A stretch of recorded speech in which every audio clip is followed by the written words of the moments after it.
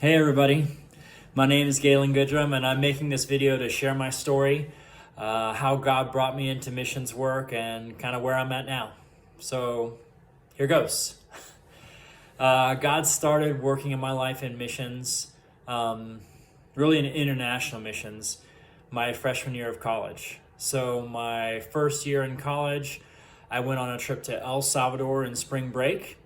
And it was there actually that God kind of brought me into one of the things that I do now, which is leading worship. One of the guys that was on our team, we were part of a soccer team that was playing against local teams, sharing the gospel, doing that sort of thing, playing with kids. And one of the guys on the team knew how to play guitar and sing. So had finished our work. We were at the missionary's house one night, and he picked up the missionary's guitar and started playing and singing, and we all joined in.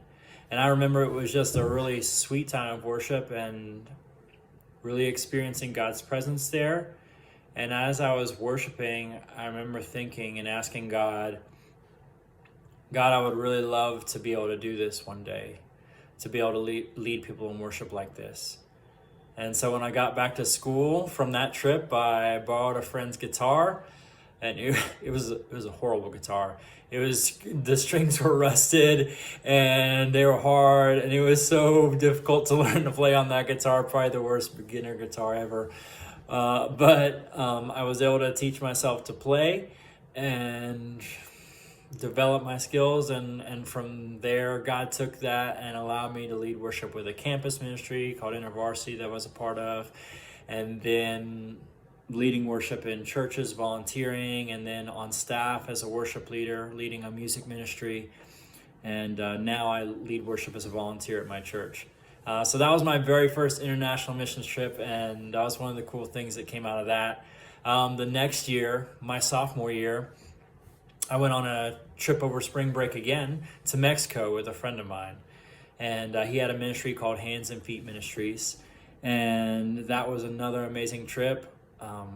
Made some great friends, and we were doing mostly construction on that trip.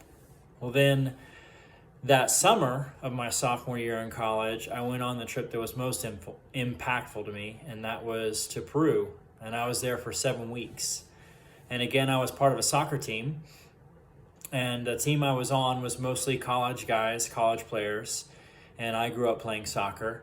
And we would spend about a week in different areas in the region in Peru, and we would play against local teams, share the gospel, play with kids, and share the love of Jesus. And so I actually have some pictures to show you from that trip. This is College Galen. And so here I am. That's me with the long hair and no beard in the middle. This is actually one of my favorite pictures. And another one. So there's a lot of different areas in Peru, and a lot of altitude, a lot of mountains. This was obviously in a cold area. And then this last picture, kind of see. I'd like to share the story behind it. So you can see that these kids are wearing bracelets. This was in a jungle town called Iquitos, and we actually had a free day. We had finished our work that we were doing for the week, and we had like a free day before we traveled back to where our base was in Lima. And so we came out of the hotel that morning. The kids were waiting for us to sell bracelets, and I started talking with them, bought a couple bracelets, and then ended up befriending them. And in talking with them, we're just kind of like, I don't know how it exactly happened, but ended up like, they were just like, what do you guys want to do? And so this guy right here was a taxi driver, and made friends with him as well, and paid him to taxi drive us around wherever the kids wanted to go. And so we went places the kids like to go. We went to the zoo, we went to the beach, and I just hung out with these kids, loving on them all day long, and showing them that God loved them in a real way. And that was one of my favorite experiences from that trip in Peru.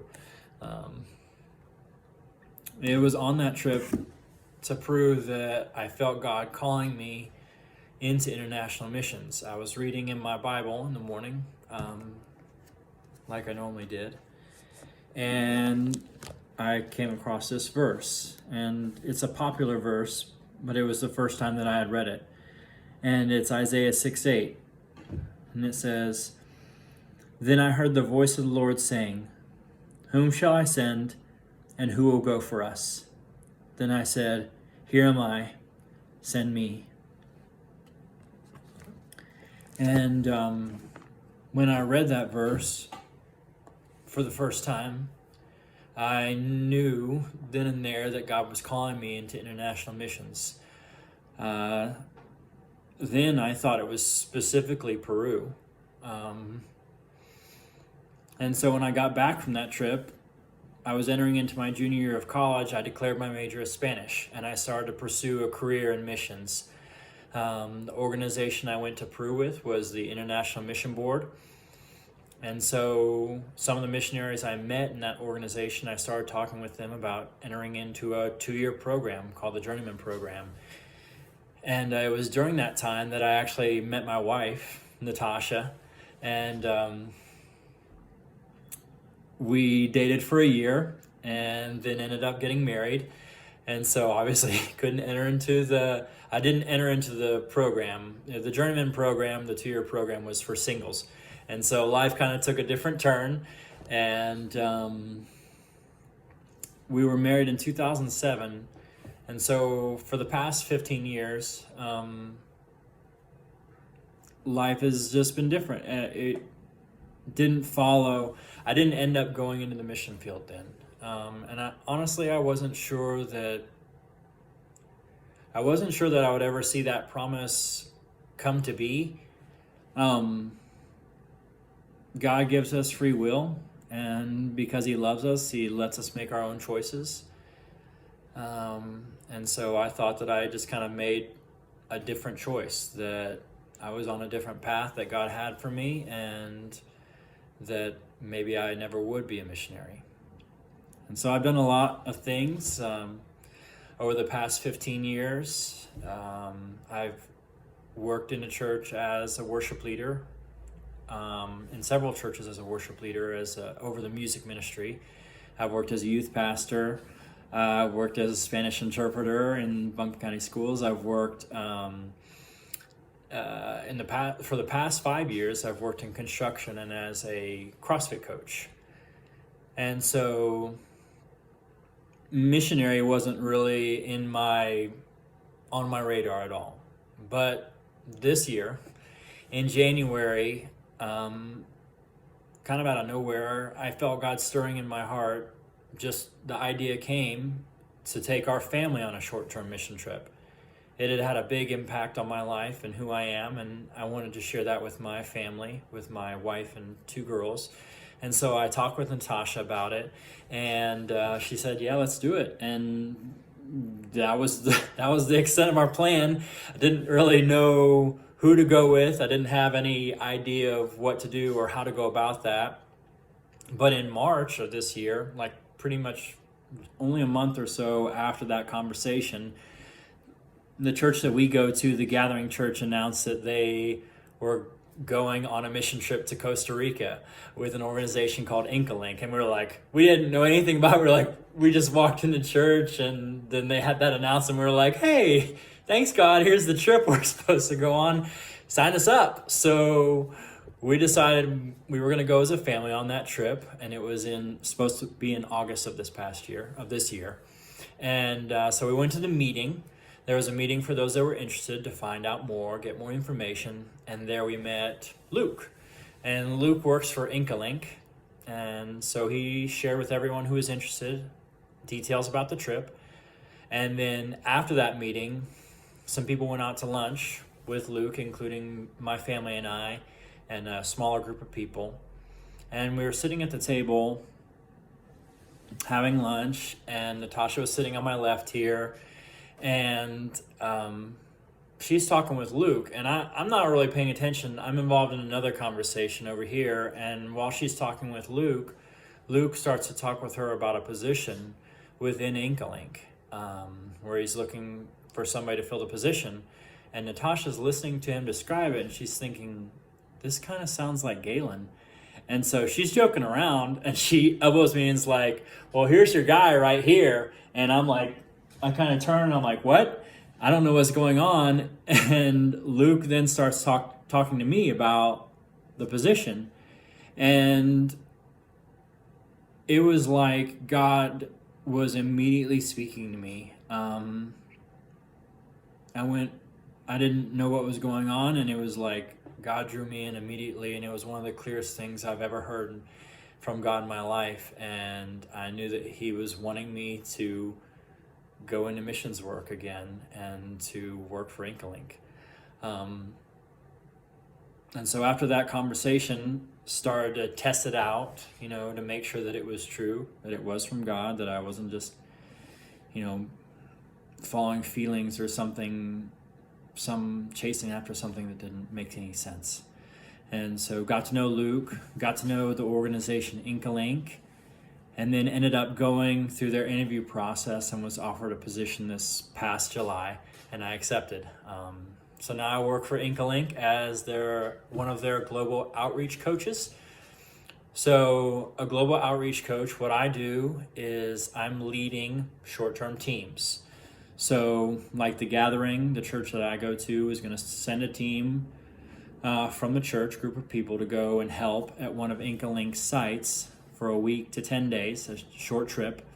My role as global outreach coach is to help teams like that organize, prepare for the trip, and then go with them on the trip and guide them, kind of be their guide on the trip, and then afterwards do a debrief with them. And so my position was created just this past year. Inkalink has 27 sites in 7 countries in Central and South America. And at those sites, they have different ministries with long-term missionaries there, people that are on staff with Inkalink working as long-term missionaries. They're there year-round. And so the short-term teams come to help do projects that need more people, that need more hands, and also to experience God in a different way in another culture and to serve him there. I believe there's something really powerful in that. And so before, the load of preparing, organizing these short-term teams, and then being their guide would fall on the long-term missionaries. And so it would take them away from what they were doing, away from the relationships they were building there in the community, and just basically monopolize their time. And so Inkalink has created this position, Global Outreach Coach, and I will be filling that role, helping those teams prepare, taking that load off of the long-term missionaries so they can continue to do what they're doing, and I just bring the teams in to help them.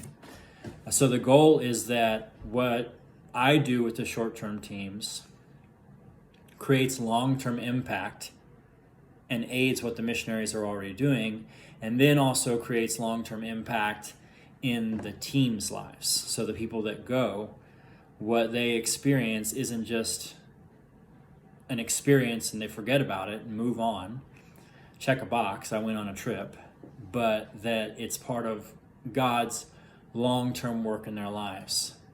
Maybe even it's life-changing the way that God changed my life on a short-term trip. And so that's what I'm doing. That's where I'm at now. And I want to say thank you. If you're watching this video, it's because I've asked you to be a part of my support team. And we need support in 2 ways. The first is in prayer. I'd like to ask you to pray for our family daily, because we've already experienced difficulties, hard times, and I'm sure there'll be more in the future. And we just really need to be covered in prayer every day. So I'd like to ask you to pray. And secondly, we need financial aid.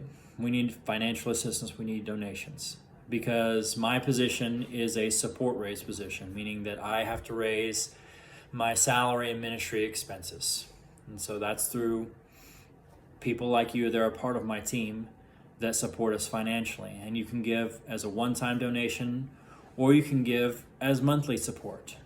either of those help. And personally, myself, for my ministry and salary expenses, I have to raise $5,091 a month, roughly $61,000 a year, and that covers everything: travel, etc., etc., any expenses that I have within the ministry, and then also my salary. So I'd like to ask you if you would be willing to give. And if you are willing to give, then thank you. Even if you're not able to give financially, I want to thank you for praying and for being willing to support us and for loving us. Really, because if you're watching this video, you're someone that's close to our family, someone that knows us, that we love. And so thank you. In whatever way you support, thank you very much. And that's all. That's where I am, and that's what's going on in our lives. And so again, thank you. And also, as much as you are a blessing to us, we want to be a blessing to you. So if you have any needs in your life, any prayer requests, anything that's going on, if we can help in any way, we will. And so as much as you bless us, we want to bless you.